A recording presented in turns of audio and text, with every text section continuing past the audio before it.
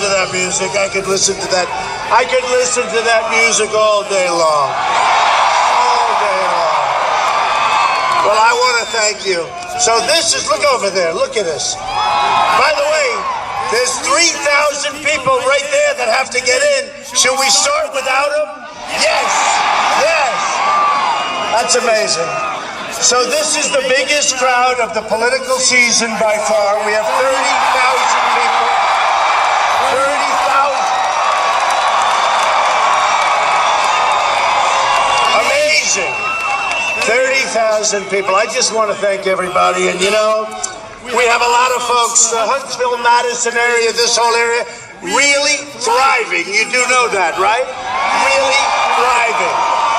It's doing well, and you know, we're going to keep that space program going, folks. It's got to keep going. We'll be doing a lot of cutting, but when it comes to that, I have to tell you, we're going to be keeping it going. I want to thank the Benghazi guys. You met them, you saw them. So incredible. Guts, courage. They know what happened. Amazing guys. So I want to just thank Mark and John very much for being here today. That was amazing. Amazing. You know, I was saying that I have a little surprise, okay? I have a little surprise for you today.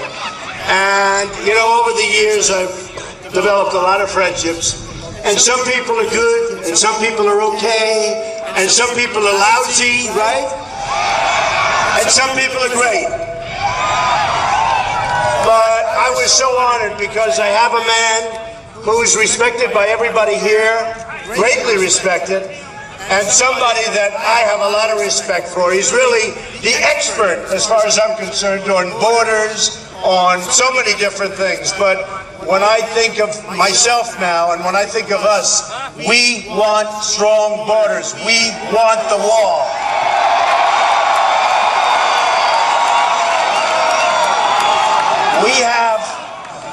We have a case where, as you saw, former President Fox of Mexico used a horrible, horrible word. Now, if I would have used that word, it would have been a big story. He used it. That wasn't the story. The story was that he's very angry. And the reason he's angry is because he said, we will not pay for that wall. And when these dishonest people called me, the press, they are so dishonest, it is terrible. But when they called me, you know what I said? The wall just got 10 feet higher. We love it. Just got 10 feet higher, folks, believe me. And you know, his anger, you saw the anger, right? That was anger. That wasn't really about the wall. That was, how dare you tell us what to do? We are your bosses, okay? They think they are our bosses. Doesn't work that way, folks. Doesn't work that way anymore. It's not going to work that way anymore, okay? It's not going to work that way. So I just want to tell you, we're going to build that wall. It's going to work. We're going to have a strong border. People are going to come into our country, but they're going to come in legally. Only legally. So when I talk about immigration and when I talk about illegal immigration and all the problems with crime and everything else, I think of a great man, and I want to just introduce you to him for a second. You know who I'm talking about? Who am I talking about? Nobody knows right now because we've kept it a surprise. Senator Jeff Sessions.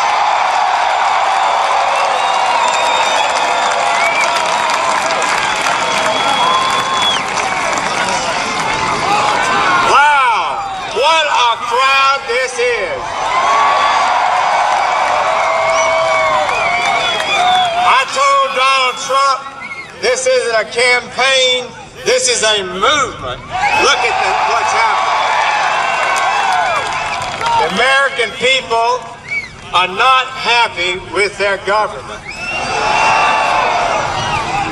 So some say, you know, you just need to let the people calm down a little bit, and they'll forget it and let it all go. Should we forget it? No, we should not. There is an opportunity this year, Tuesday, and we have the opportunity.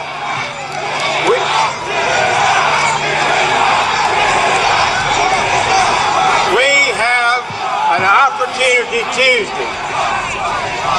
It may be the last opportunity we have for the people's voice to be heard.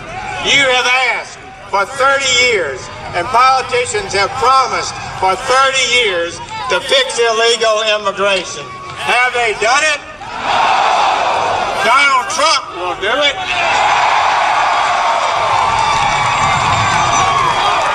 If you will. And let me...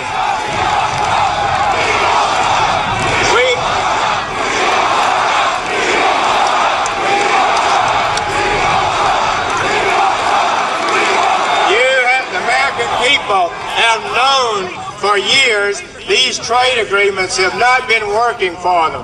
We now have, and we'll soon have, a vote on the Trans-Pacific Partnership Obama trade, and it will damage America. It will create a commission that undermines our sovereignty, and it should not pass. Donald Trump, when he gets elected president, will see it does not pass.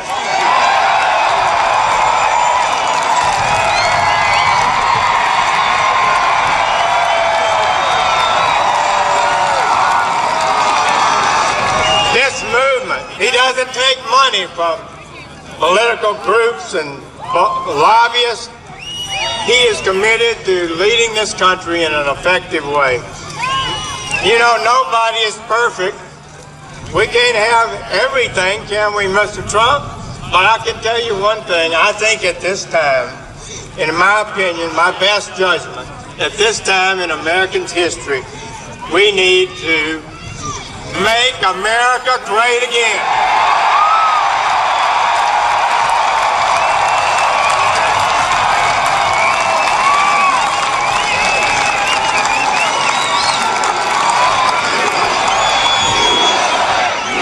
All right.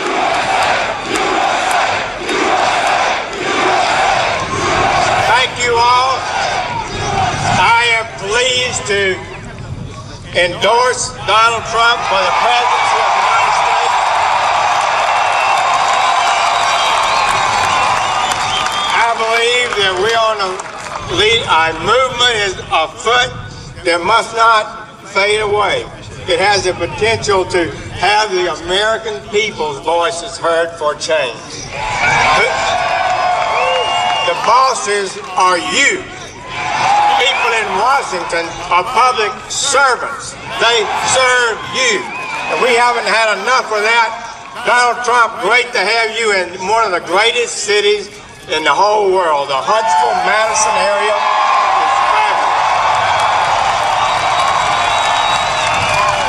We have maybe more PhDs per capita than any place in the country. We got the best corporate leadership of all over the world. Investing here and hiring people here is what we need for all of America. I'm proud to have you with us. God bless.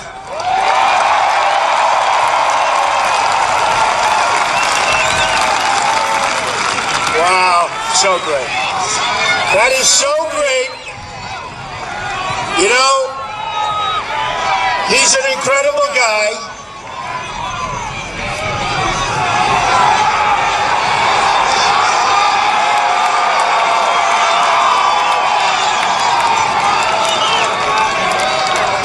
Thank you. Get him out of here, will you?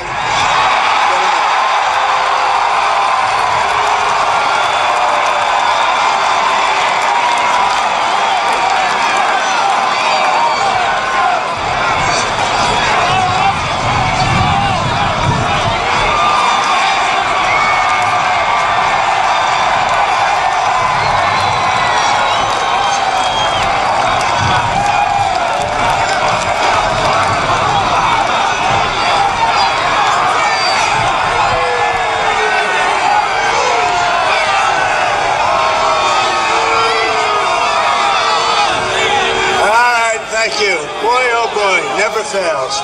But you know, again, I say it all the time. Now the cameras, they follow that. They know how many people. The all-time record, look over there. Hey, cameras, take a look over here. Take a look. Unbelievable. 32,000 people. This is amazing. And by the way, look over there, we can't get them in. They won't let them in. Why can't they come in? Fire department, let them in. Let them in. You've got thousands of people over there. Let them in if you can. All right. So look, first of all, that's the first time that Senator Sessions has ever endorsed.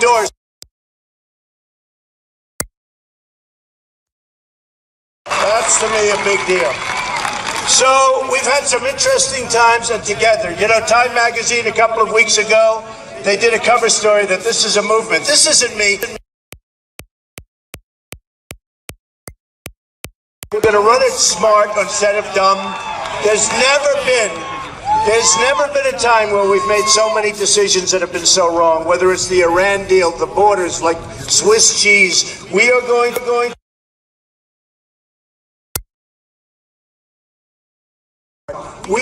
to be so competent. You're going to be so proud of your president. Believe me, you're not proud now, but you're going to be proud of your president.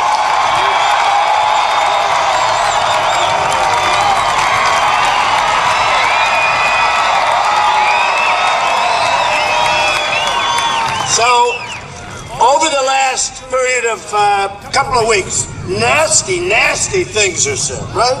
Nasty things. Now, Marco's a lightweight, but so many. This guy. I mean, when you're up 20 points in Florida, we're up. The guy, they hate him in Florida. He can't be elected dog catcher in Florida. This guy, you know, I call him Little Marco. He's a nice guy.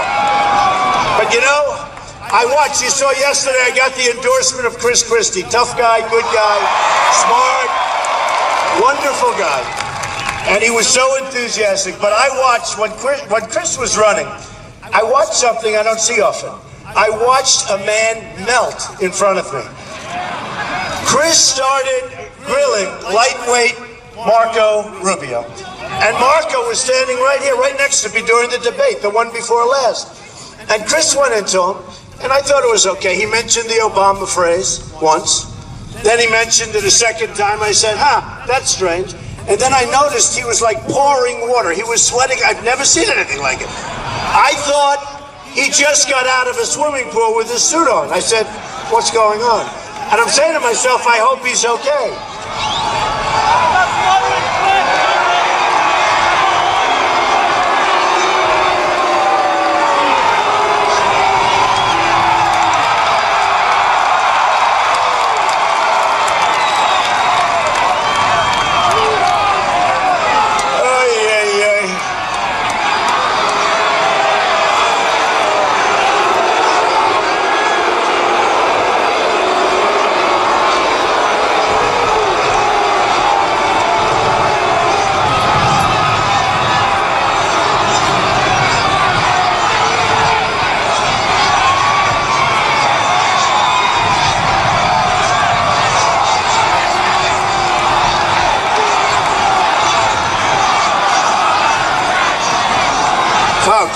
Folks, look, we have to love everybody. All lives matter. Remember, all lives matter. So, we'll have these little interruptions. So, you know, when you have 32, now it's 35 because it started. When you have 35,000 people, if you have a few protesters, I guess that sort of has to happen, right? So I'm looking at little Marco and I say, man, there's something happening with him. And he's like melting. Then he said the phrase a third time, a fourth time, a fifth time. I said, he's just melted down. That's really bad. Then I get ready. You know, I'm a strong guy, believe it or not. I get ready and I think he's going to faint. Now, we don't need a fainter to negotiate with China and Putin. We don't need a fainter to knock the hell out of ISIS, do we? We don't need a fainter.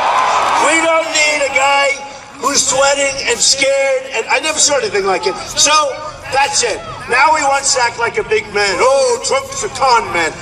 Trump's a con man. I'm a con man. I built an incredible business. I filed papers with the federal elections that are so unbelievable. And believe me, if they weren't unbelievable, I wouldn't be here right now. And these guys would have never, ever, they could not believe how great a company I built. And I got to listen to this guy that took money to build a driveway. And when they caught him, he said, oh, let me reimburse. I used the wrong credit card, right? Took it out of the Republican Party. When you look at what he's done, he takes a house. He buys a house for $178,000 or so. He sells it to a lobbyist for $380,000, a lobbyist that's dealing with him in the state of Florida. You tell me that's what we're going to have as our senator, and that's what we're going to have as our president? There's no way. There's no way. You can't do it. You can't do it. You know, we have a problem. These guys, all of them, I'm self-funding my campaign, folks. I don't care. We're going to make the right decisions. I'm self-funding.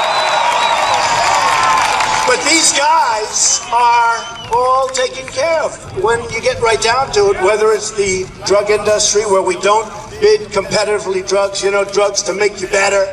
We have pharmaceutical companies and we have an industry. They take care of these people.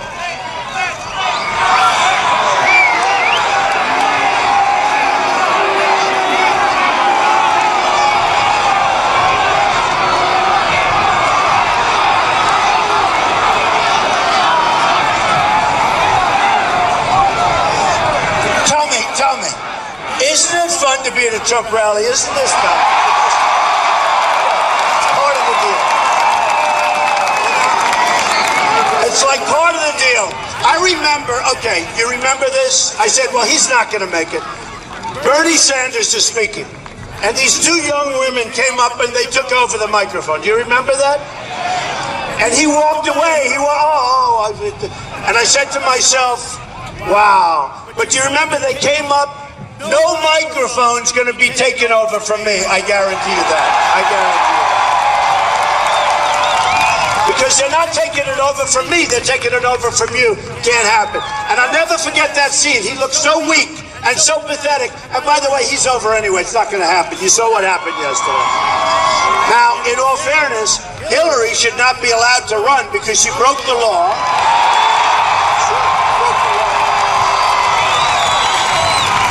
She should not be allowed to run.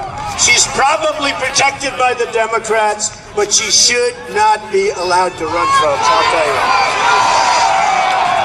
You either have laws or you don't have laws, and what she did, you look at General Petraeus, you look at so many people have gotten into such hot water over that and gone away. You know where I'm talking about. And with her, and by the way, did you ever see so many, how do you do 10,000 emails, 20,000, 40,000? How the hell do you do so many emails? Does anybody do emails like that? So let's see what happens. I think we're going to have to run against her, which is good. Frankly, I think it's great. And I will beat her. The other guys are not going to beat her, folks. They're not going to win. They're not going to win. And I guarantee you one thing. We're going to be talking about those emails every moment of every day.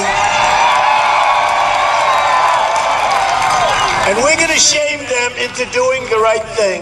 But we're going to beat Hillary. Polls have come out where I'm leading her recently. Polls have come out where I'm USA Today, the Q poll, others. Fox recently came out with a poll. I'm beating her. I haven't even started on her yet, folks. She's not right now part of the equation, you know, to be honest with you. I like to do one thing first. And if you look, take a look at the people. Governor Walker, nice guy, but he attacked Trump, right? Jeb Bush, very nice person, right?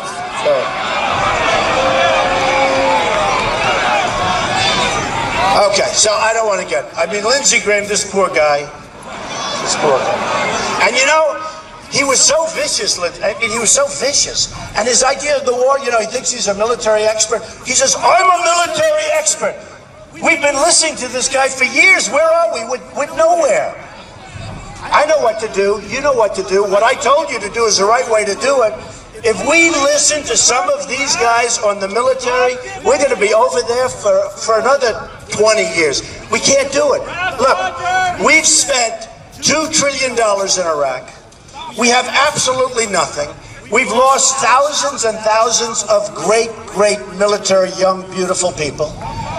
We've got wounded warriors who I love all over the place. And you know what we have? Nothing. We have nothing. We don't even call them anymore. And you know who's taking over Iraq and the second largest oil supplies? We have the second largest reserves in the world. People don't even know that in Iraq. Iran is taking, hey, for years, they'd fight. They'd fight for years, they'd stop, they'd rest. Then they'd fight for years. Saddam Hussein, gas, they don't like it, everybody complains, they'd stop. Then it goes the other way. They moved to, they had the same power. And then we get up, we blast the hell out of one of the power. So now, what happens? Iran is taking over. So not only do they make the greatest deal that I've ever seen made, they got $150 billion. They should have never gotten that money. They should have released our prisoners 4 years ago, not after they get the money like it's ransom. You know, I tell that story all the time. One of the dumbest deals, they never walked. I kept saying, they're going to walk now. They're going to walk now. Because we kept giving up on every single point. In Iran, they were dancing in the streets. The people are dancing. Obama's calling the head, the supreme leader. I will never call him, I promise you, the supreme leader. I will never. But you know what you do? Okay, so let's say 3.5, 4 years ago, they had the prisoners. And you walk in, because this deal was going on forever. Did you ever see a deal so long? And it's a horrible deal. So you walk in and you say, fellas, great negotiators, the Persians are great negotiators. They all read The Art of the Deal too, by the way, I can tell you. Our people didn't read it. Our people did not read it. But you walk in and you say very nicely, and I tell this story, and actually one of the reporters from the New York Times thought the story, they loved the story. I'll tell you a little bit. My father was a good guy. He taught me how to negotiate a little bit, and he was a really good guy. Oh, by the way, this little Rubio guy said my father gave me $200 million. My sister called me up. She said, no, Dad, are you kidding? My brother called up. What the hell? I started off with $1 million and built a company that's worth over $10 billion. That's what it is. Man, I heard about the 200 million. I said, 200 million. He actually copied a false story from the New York Times. I have to tell you, the New York Times is one of the most dishonest media groups that I've ever seen in my life. One of the most dishonest. Now here's the good news. It's losing its shirt. It's going to be out of business soon, although somebody's going to buy it as a vanity project. But the New York Times is so dishonest. They did a story recently that was highly inaccurate. They realized it was inaccurate. They agreed with me. I said, are you going to pull it? No. Why? Why wouldn't you pull? If a story's inaccurate. And I said to the press, and they're giving me a little heat, because obviously they don't want this, they have to report accurately. And if they don't report accurately, we, all of us, should have the right to sue them, okay? And you know what? This has nothing to do with freedom of the press, which I believe in totally. But when they don't report accurately, we should have the right to sue them and get them to report accurately and also damages. Because right now, we have libel laws that don't mean a thing. And I will tell you, and it's going to make it tougher, because they'll be tougher on me now. They are so dishonest, these reporters. They are the worst. They are, I'll tell you what, here, I'm running against people. I've dealt with politicians all my life. And watch, you'll leave here, you're not going to see this crowd. They're not going to show the crowd. You're going to leave here, and you'll say, you know, we had 32,000 people, 35 standing out there, which they just won't allow more than that. And you know what's going to happen? You're going to read a story tomorrow. It's going to say Donald Trump made a speech in front of a, okay crowd. They won't even say okay. But here's the story. When they write inaccurately, we have to have the right to hold them to what they write. And if it's inaccurate, we have the right to get damages. Right now, we get nothing. They are going to regret all of the bad stories they write so much. I will say this. I'm running against very dishonest people, all right? Little Marco Rubio, a total featherweight. He's not a lightweight. This guy, and honestly, I have to tell you, until Marco started going to town calling me a con man, I'm a con man. You know, when you build a great business and you build a tremendous net worth and you build Trump Tower and you build all of these jobs I built, I have Turnberry now in Scotland. I have Doral Country Club where you're going to have the big tournament next week in Miami. Hundreds and hundreds of acres. I have so many jobs, buildings all over. The Bank of America building, a big chunk in San Francisco, one of the great buildings of the world. 1290 Avenue of the Americas, among the largest floor plates in the country. Big, big, beautiful stuff. Built a city on the west side of Manhattan on the Hudson River from 72nd Street all the way down. And I say, I'm a con man. It was such an insulting thing. You don't call somebody of achievement. You don't do that. You don't call somebody of achievement when you've done nothing. This guy is a dishonest guy. He bought the house, he sold it to a lobbyist. He did so many things. Ask him about his driveway. You just don't do that stuff, folks. Besides that, he's not cool, he sweats too much, and I don't want him negotiating for us. Now, with that being said, we have Lion Ted Cruz. I have to be honest. These people that I'm dealing with are the worst people. Ted Cruz will get up and say things. I am totally against Obamacare. Anybody that's followed me from the time that thing was implemented, which should have never been allowed, frankly, by the Republicans. But Obama lied 28 different times. You can keep your doctor, you can keep your plan, all the stuff, and got just enough Democrats to get it done, right? And I'll tell you what, when Ted Cruz says Donald Trump likes Obamacare, and he knows it's a lie, when he says other things, I won't even go into it because it's disgusting. These people are really bad. Now, I've dealt with politicians all my life. Some are very good, but many, many, many are really, really dishonest. I don't think they're as bad as the press, I'll be honest with you. I think the press is probably worse. But we're going to straighten out our country. We're going to come up with solutions. When these guys, and you can ask the Disney folks, you can ask the people that came up who were just killed at Disney, killed, where they're being replaced, they have to change jobs, they have to train people. You heard the story. You know who was in charge of that? And the biggest proponent of doing that is little Marco Rubio, okay? I mean, this guy is bad news. But here's the story, folks. We're going to start making great deals for our country. We have a poor country. We are in trouble. We have $19 trillion in debt. It's going up to $21 trillion. We have people that don't have a clue. We have a budget that was just passed, which is a total disaster. You saw the budget, the omnibus. They call it the omnibus budget. Just passed. We are going to start having wonderful budgets. We're going to make this country so strong again. We're going to build up our military, which is so depleted. Our military is so depleted from mismanagement and misuse and going all over and not knowing what to do. And by listening to guys like Lindsey Graham drop bombs here, drop bombs on Assad, drop bombs on ISIS. Oh, but they're fighting each other, so maybe we shouldn't do that. How can you do this one if you're doing that one? That's why we're there for so long, folks. You got to do one thing at a time. We take out ISIS, number one. We take out ISIS. And you know, I got a lot of heat. Putin was very nice to me. He said, Donald Trump is a genius. All right, I'll take that, right? Not gonna, hey, let me tell you, he's not getting anything for it, okay? He said, Donald Trump is a genius. And Donald Trump is going to be the great leader of the party. So he said that. I don't know if he meant it. Probably did, to be honest with you. He sees crowds like this. Why not? So these guys come up, these people come up. They say, we want Mr. Trump to disavow that statement. Why would I disavow? Guy calls you a genius. Is anybody going to disavow? We don't disavow. What's wrong with having Russia work with us instead of always fighting? What's wrong with having Russia drop bombs all the hell over ISIS? What's wrong with that? What's wrong with that? So, I mean, we just have so many wrong things. So when this all started, June 16th, I came down. And a lot of the pundits said, oh, he's never going to run. He's never going to run. Then they announced him running. Then they said he's never going to sign Form A. That's where you sign your life away. I mean, you think this is fun? I want to tell you, running for president takes guts. It takes guts. It's not easy.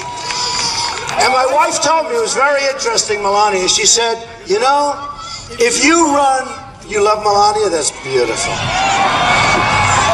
She's great. She's great. She's great, and it's not easy for her either. I will tell you this. It is a tough thing. When we came down that escalator, and I said, let's go. I took a deep breath, and I made a speech, and I talked about illegal immigration, and all hell broke out. and you wouldn't even be talking about immigration and illegal immigration, which is a far bigger problem than anyone knew. Nobody knew how grave it was. I knew. Because I have friends that live in California, I have friends that live in Texas, I have friends that live all over the place, and I have friends also that have become addicted to drugs that flow through that border. We won New Hampshire. I was treated so well in the state of New Hampshire. Not only did I win it, but there are great people up there.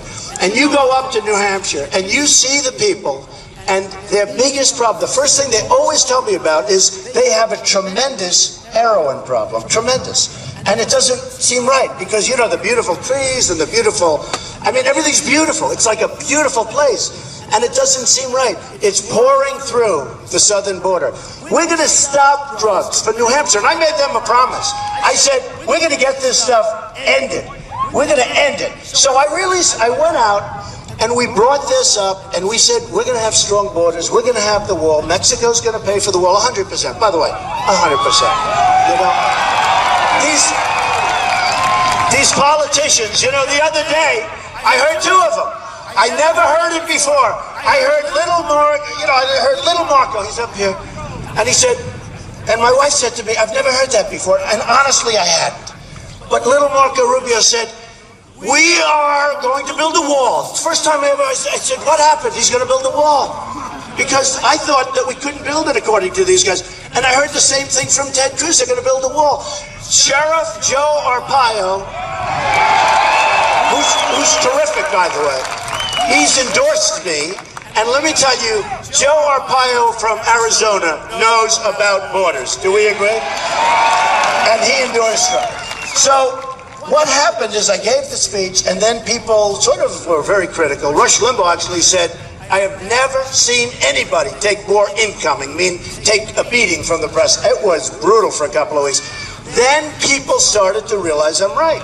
And between the crime and the drugs and the economic development that's lost, and by the way, we're going to have people come in, they're coming in legal, we know that, but we have to strengthen up our borders. So I talked about borders, I talked about trade on June 16th. And then it morphed into something much different because you had the attack in Paris, you had the attack in Los Angeles, you had many other attacks. And all of a sudden, people started looking to me for protection and safety because, trust me, I will be so good, I will be so tough, I will be so strong. We are going to protect our country militarily and at the borders. We're going to protect our country. So I went from trade. Now, trade's a big thing. Because you cannot lose $500 billion a year with China, which is what we lost last year. $500 billion with China. And then I hear these very not smart people. I'm trying to be nice. They say, Donald Trump is not a free trader. I'm a free trader. But folks, I'm a free trader. We got to do something. We got to get something out of it, right? I'm a free trader. When we lose $500 billion a year, guess what? I guess I'm not a free trader because it's not going to work that way.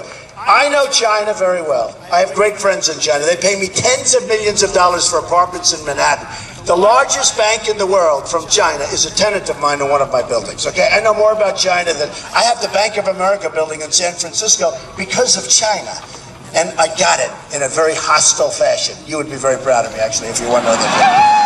But let me tell you, and China's fine. And by the way, Mexico, I didn't like that leader. I didn't like his filthy language. You want to know the truth? I didn't like his attitude because he thought that, you know, we're supposed to give him everything. Those days are over, folks. But let me just tell you, Mexico is great. And the people are great. I have thousands and thousands of Hispanics working for me and have worked for me over the years. They're great. They're great spirit. They're great people. The problem we have is the leaders of Mexico, the leaders of China, the leaders of Japan, all of the leaders all over the world are smarter, tougher, more cunning than our leaders. Our leaders are stupid people, folks. They're stupid people. And we can't afford it anymore. We have 19 trillion, we can't afford it anymore. We are going to change that so fast. So for the first part, I talked about borders and I talked about trade. And I love talking about trade, believe me, and I say it all the time. I will be the greatest jobs-producing president that God ever created. That I can tell you. The greatest. So I talked about trade, and just so you know, It's not free trade with China. China sends their stuff in here, no tax. We send stuff over there. I have many friends in the manufacturing business. They can't get it into China, and if they do, they pay a massive tariff or tax. Believe me, it's a one-sided deal, and our people don't want to talk about it. But we're going to start talking about it because we're not going to lose that kind of money. You can't. If we're going to remain a country, we have rebuilt China. That is the greatest theft in the history of the world, what China has done to the United States, okay? In fact, the other day, the big banks from China renewed their lease. I said, I can't believe it. You're really renewing it? Yeah. They love the building. It's a great building, what can I tell you? They renewed their lease. I was a little surprised with the way I talk about China. But I talk about it with respect. I wish our leaders were doing to them what they're doing to us. I'd be so happy with our leaders. I wouldn't even be doing this. So we're going to straighten out trade. Let me tell you, I know you've seen the story. About a week ago, Carrier air conditioners. I buy Carrier, the good company. Now I'm going to a different brand, probably Train. But I buy a lot of Carriers. I buy everything. But I buy a lot of stuff, and I'll tell you, it's all moving. It's moving to Mexico now. It's moving, you know, Pfizer is moving to Ireland. Pfizer, it's a massive company, the big pharmaceutical company. We got to stop it, folks. So here's what happens. They announced, you know, Ford is building a $2.5 billion plant in Mexico, just in case. Nobody did anything, and now they're doubling down. I've been talking about that for 2 years. And now the other day in the newspaper, I said, Ford now is going to double up. They're going to build much more. And the reason is nobody talks to them and nobody tells them there are going to be repercussions if you do this. So I went to the Wharton School of Finance. You all went to good schools, colleges, or no schools. It doesn't make any difference. Anybody knows if you take Carrier, when they say, and it was terrible, 1,400 people out of a job. When you take Carrier, right, and you say, you're out of a job, we're moving to Mexico. And you had to see the people. They were devastated. They worked there for years. Great people. They worked there for years. They're going to move right into Mexico. What the hell good does that do? They're going to make air conditioners. They're going to sell them, many of them, into the United States. No tax, no nothing. So we lose the jobs, we lose the buildings, we lose real estate taxes, we lose all sorts of taxes. We get nothing. And then not only that, Carrier is going to sell air conditioners, so they're going to be competing with companies that we have, like Train and others that sell air conditioners that ideally make them in the United States. Of course, there aren't too many of those companies left, because I can say the same thing for South Korea. You want to buy a television? I buy thousands of television sets a year. You want to buy a television set? You got to go to South Korea, unless you want to go to Sony, and Sony's a little bit less its way, but we won't say that, okay? But you go LG and you go Samsung, you have to go. So here's the story. If I'm president, what I do is the following. And you know, it's not very presidential. I know when. Everyone always says that. When. But I don't want to say that because they'll say I'm egotistical. Okay, so. But, well, look, hey, the big thing is you got to go out on Tuesday. You got to vote, folks. You got to vote. You got to vote. You got to vote.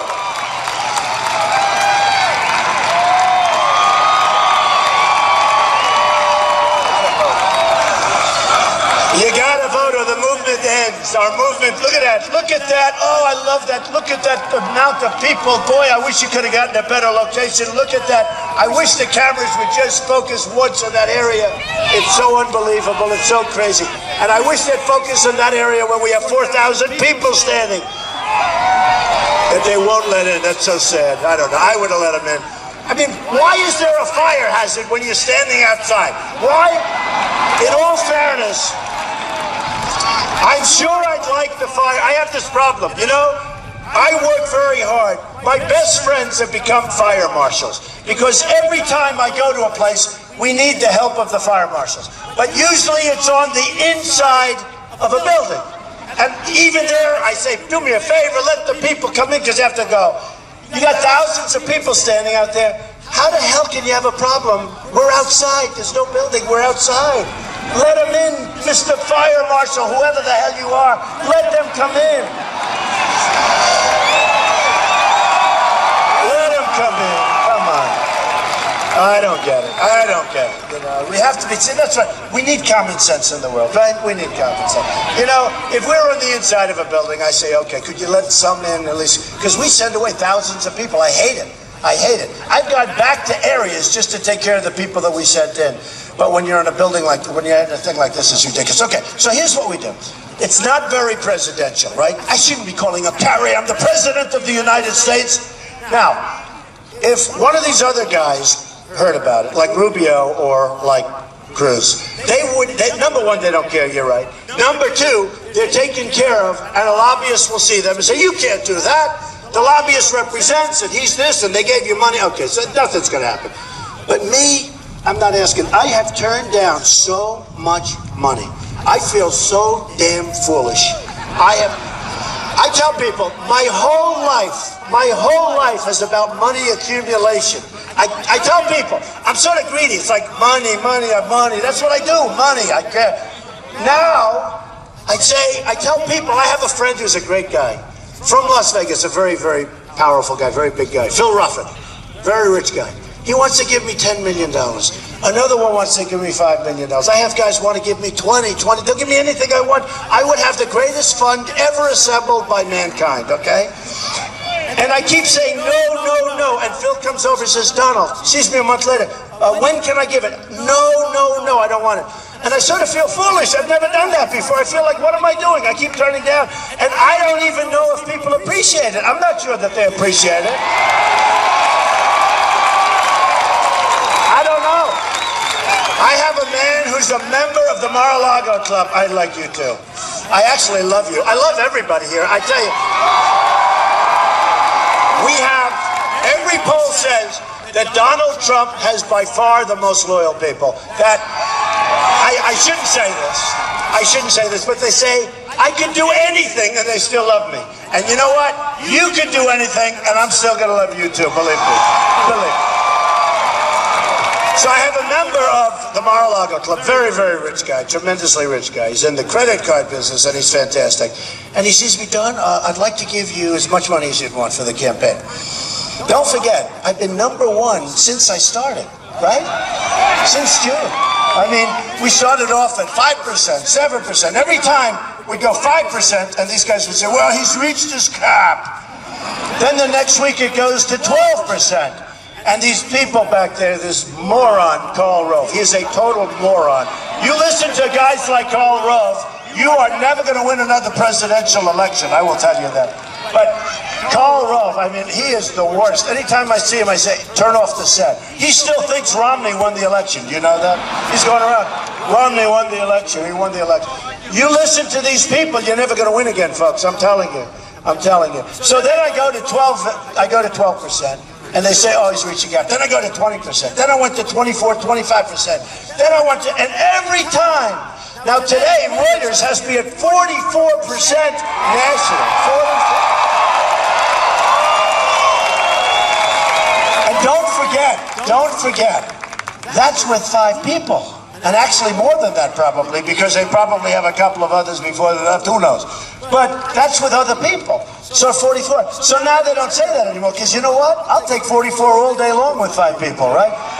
But then I listen to Rove and he'll say, and in particular him, but others too, they'll say, well, you know what they're going to do? They're going to gang up on Trump. The only way you're going to beat him, I feel so strong, I feel so great, because they say, he's unbeatable one-on-one. And you can't beat him in the debates. You have to gang up like these 2 morons. They ganged up. Did you see them? They're shaking hands. They're waving to each other. I'm standing in the middle. And by the way, every single online poll said I won that debate. Every single one. But did you see them? Did you see they're behind me? They're shaking hands. They're high-fiving behind. What a bunch. Hey, folks, can I be honest? We just want to make our country so great. I mean, what's the big deal? We want security, we want good health care, we want to get rid of Common Core, we want to strengthen our Second Amendment, we want to have our Second Amendment, they want to decimate our Second Amendment, it's not going to happen. There are certain things, we want to have a good life, we want to have a wonderful family, we want to have a great job. I mean, we want to take care of ourselves. And you know, this whole thing with the viciousness and the stupidity and the craziness, we want to do it right. But, so Karl Rove said, well, he has 45. I had just won Nevada. And it was a big victory. I won by so much. And we had just won also, you know, shortly before that, we won South Carolina big. And that was supposed to be, don't forget, That was supposed to be Ted Cruz's stronghold. High evangelical population. I love the evangelicals. They are so good. I'm leading with evangelicals everywhere. Because they want competent people. They want somebody that's going to finally, they are so tired of listening to these dead, boring, do nothing, all talk, no action politicians. They can't do it anymore. Jerry Falwell Jr. has been one of the endorsers. He's been great. He's been so great. Sarah Palin has been a great endorser. She's been a great. But Jerry, and she's a terrific person, by the way. Jerry Falwell Jr., Liberty University, they have done such a job. And he said two things that I really loved. First of all, everybody goes through, everybody knows Jerry. Highly, highly respected. Every candidate, automatically, they go through Liberty. And you know what they built there as a college and university is incredible. But Jerry Falwell Jr., he said, Donald Trump most reminds me of my father, which was a great compliment because I knew of his father. I knew him a little bit, but he was terrific. But he said, my father had to make a decision. And he had Jimmy Carter, who was a person that read the Bible, knew the Bible, taught Sunday school. And he had Ronald Reagan, who actually wasn't quite as good in terms of the Bible, but he felt he was going to be a much better leader. And he took a lot of heat because he went and endorsed Ronald Reagan instead of Jimmy Carter. And Ronald Reagan turned out to be a great president. And I just think it's a great story. So I just wanted to thank, because I'll tell you, Jerry Jr. has been amazing. He's been on the phone, he's been doing interviews, and he's had a, thank you folks. And he's just had a great impact on the success that we've had. So what we're going to do is we're going to turn things around. What we're going to do is we're going to turn trade. What we're going to do is the following. I'm telling you about Carrier. It's not presidential. I will call Carrier. I can get, and by the way, just so you understand, we have the greatest business minds in the world. We don't use them. We use political hacks. Political hacks. Oftentimes they get there because of contributions to these candidates. We have political hacks negotiating the biggest deals in the world. These trade deals are the biggest deals. No company has deals like this. So we are going to use, and I know them all. I know the good ones, the bad ones, the overrated ones, the ones you never heard of that are better than all of them. Carl Icahn just endorsed me, a great business leader. I have others endorsing me all the time. We have, by the way, I'm becoming, I hate to say it, I'm becoming mainstream. All these people are now endorsing me. I'll tell you. But I do love, let me tell you, when I get Jeff Sessions, that means a lot to me. That means a lot. That means a lot. That's a biggie. Especially since he's never done it before. He's never, ever wanted to do it, but he sees this.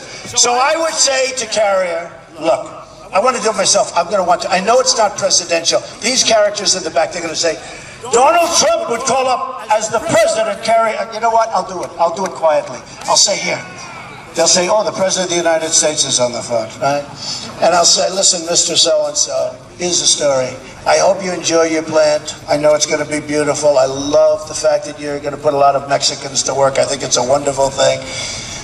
But, you know, you hurt a lot of people in the United States, and you're closing up plants, and it's costing us a lot of money, and I know you're going to sell those air conditioners back in the United States. So here's the deal. Here's the deal, and enjoy it. You're going to make air conditioners in Mexico. Every single time you sell an air conditioner in the United States, you're going to pay a 35% tax. Every single time.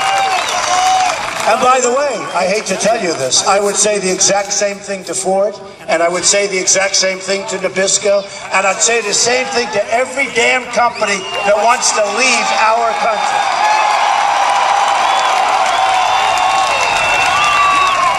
And again, folks, I'm a free trader, but we can't have it. We can't have it. We're losing our country. We're losing our business. You know, Caterpillar Tractor, take a look at what's happening with them. Komatsu, Japan cuts their currency, cuts the hell out of the yen, right? They devalue their currency. It's like they're masters at it. China's the all-time great chess master with what to do to currency. What they do to us, and by the way, TPP, the trade deal, Trans-Pacific Partnership, a horrible deal for our country. A horrible deal. And one of the things I love is that Jeff Sessions is totally opposed to it. This is a horrible deal for our country. This is more jobs lost, more money lost. We're not going to do it. So I hope they don't approve it, and I don't know if they're going to or not. It's going to be a disaster. It's another disaster. It's another Iran deal. It's every single deal we do is bad. We're going to change it, that every single deal we do is going to be phenomenal for us. It's going to bring back jobs. So here's the story. So I'm going to say you're going to pay a 35% tax, and I really hope you enjoy your stay. I hope you enjoy your new building in Mexico. I really hope it works out well. I will be called by special interests, and I will be called by the lawyers and all of the lobbyists and all of these bloodsuckers that get, the lightweight senator that I have on my right and the lying senator that I have on my left. And it gets these people, he's a liar too. He's maybe a bigger liar, which is interesting. But I will get these people, and they will say to me the following. These people they won't do anything, because by the time, and you know what, these are not stupid people. What they're going to do is say, oh, that's right. But by the time they start thinking about it, they will be contacted by their lobbyists. You know, in Washington, you have lobbyists that go to certain people. It's like they have a sign on their head. I'll take care of Rubio. I have Rubio. I have Ted Cruz.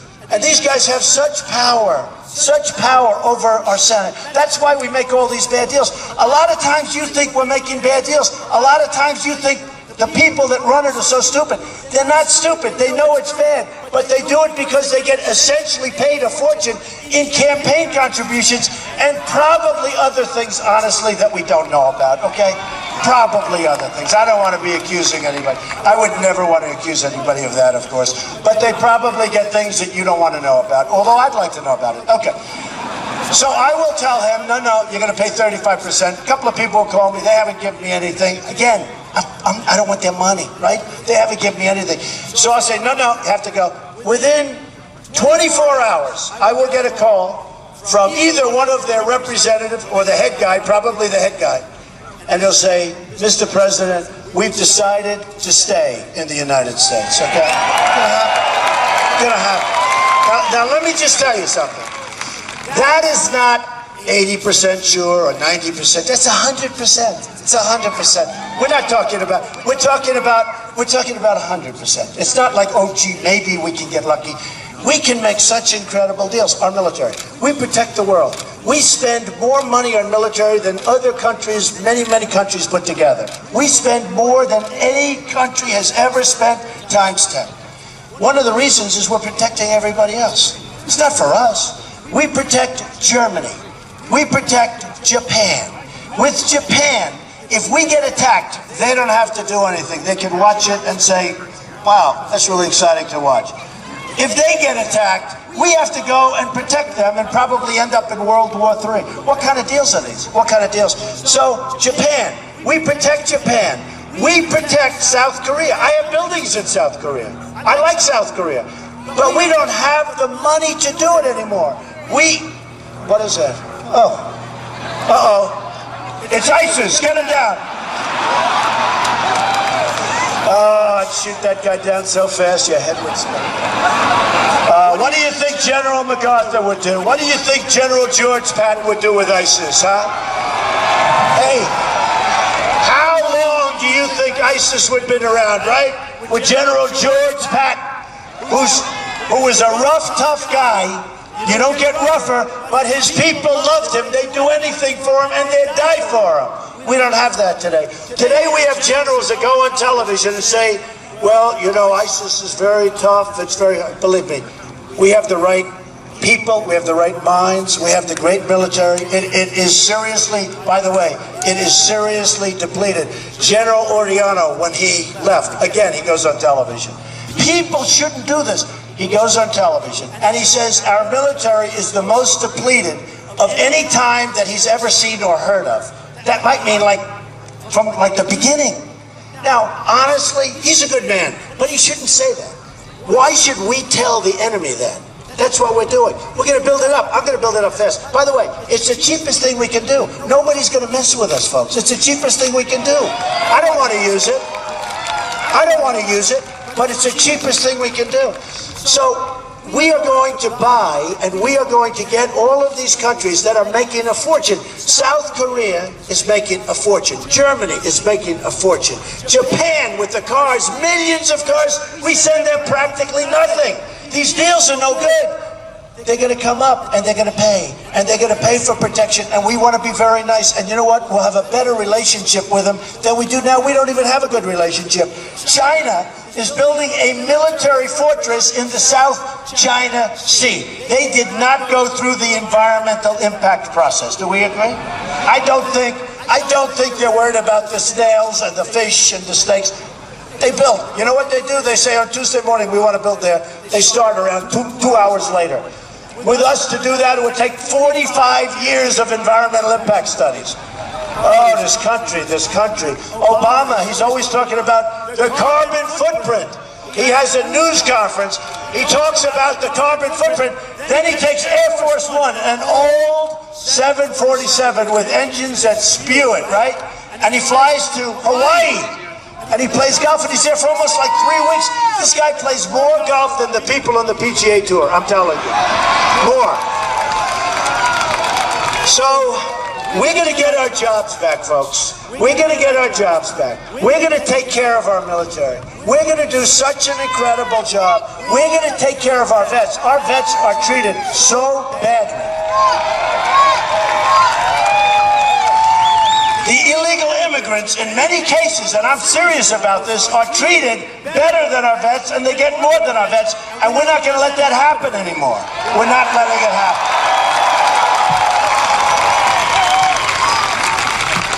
So we're going to make unbelievable trade deals, and we're going to become a rich nation again. You know, recently a woman came up to you, a very nice woman, beautiful woman. She said, Mr. Trump, I don't like one thing you say. I love you as president. I think you're going to be great.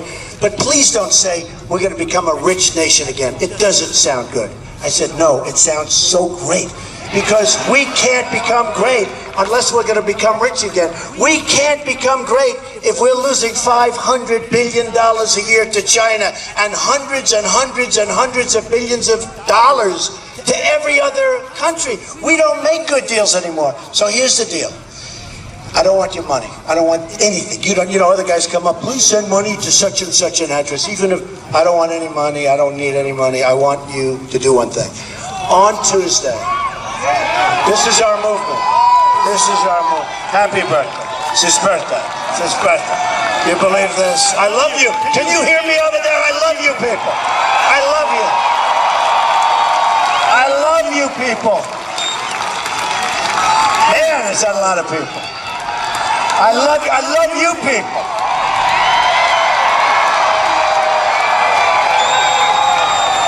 Don't kid yourself, folks, I have to say. Listen to this. So, everybody thinks that you have the best location, right?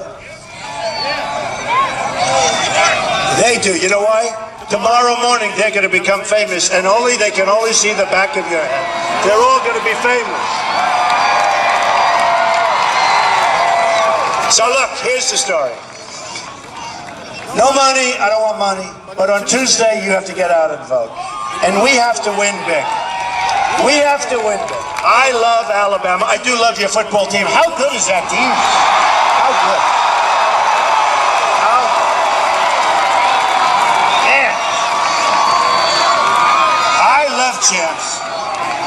And I love champs. And I don't know your coach, but I tell you what, and I don't know, maybe he's endorsing somebody else. I don't care. You got a hell of a coach. The job he's done here, right? I mean, in all fairness, he's done a hell of a job. But I love the team. I love watching that team. So professional. So, are you ready? You got to get out. You got to vote on Tuesday. Everybody here, you vote. We're going to win so big. We're leading in every single state, and we're almost leading in Texas. And I have a feeling we're going to win Texas also.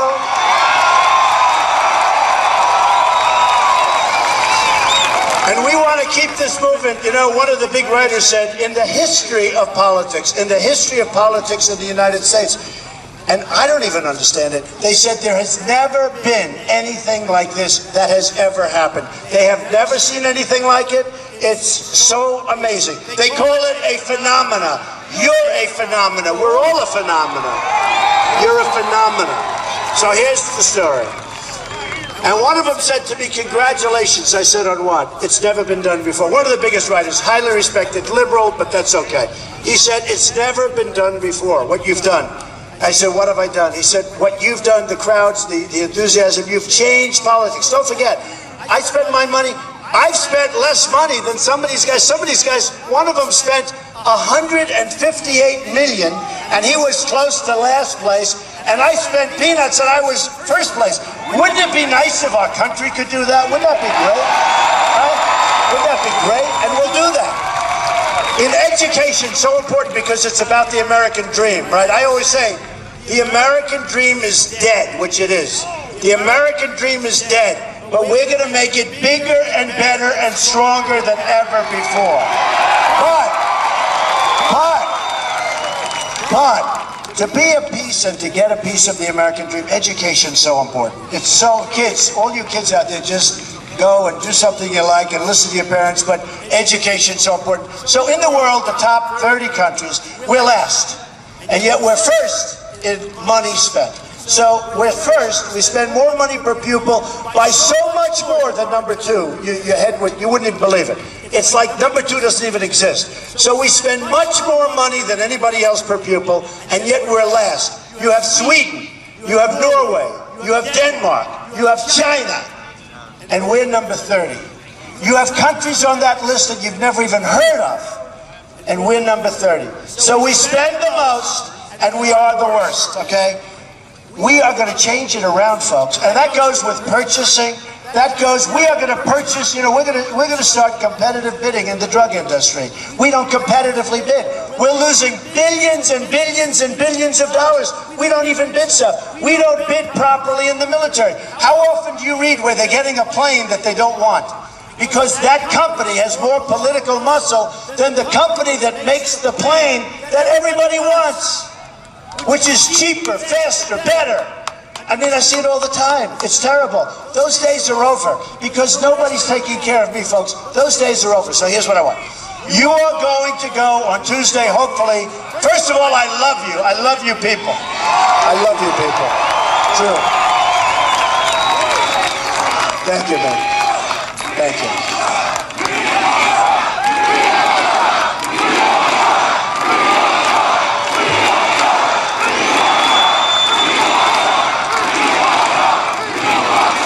Thank you. So on Tuesday, you got to go out. You're going to vote. And we, ideally, we want to have a resounding victory. Especially, I respect this place so much. I have so many friends from this area. It's an amazing area. It's an amazing place. It's an amazing state. Diverse, incredible people. You've got to go out. You've got to vote. We've got to win by a lot. We've got to knock the hell out of everybody. The movement is going. And I promise you this. I promise you this. You're going to remember this gorgeous, beautiful, beautiful evening. This is beautiful, isn't it? Everything's perfect. Temperature, a little windy. I could have left the hat off, but I decided what the heck. If it's a little bit windy, I figured, why should my hair be blown all over the place? And then when Jeff Sessions put it in, I actually felt better. But here's the story. We're going to start winning again. We're going to win at trade. We're going to win with the military. We're going to knock the hell out of ISIS. We're going to do it fast, fast, fast. We're going to win with healthcare. We're going to win with education. We'll get rid of Common Core. We're going to win at the borders. We're going to win. And we're going to keep winning. And we are going to make America great again, greater than ever before. Greater than ever before. And I love you all. Tuesday, go out and vote. I love you all. Thank you. Thank you. Thank you. Love you. Thank you. 1, 2.